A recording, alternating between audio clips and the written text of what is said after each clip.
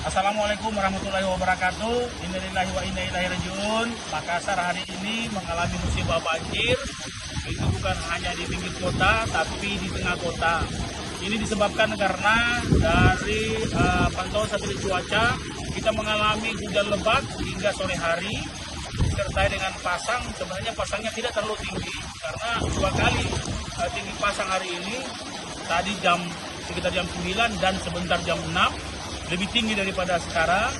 Nah, kami bersama Pak Lurah dan Infokom serta PMK dan seluruh SKPD Kota Makassar hari ini turun ke lapangan untuk memastikan masyarakat dalam keadaan selamat, terutama dalam soal listrik.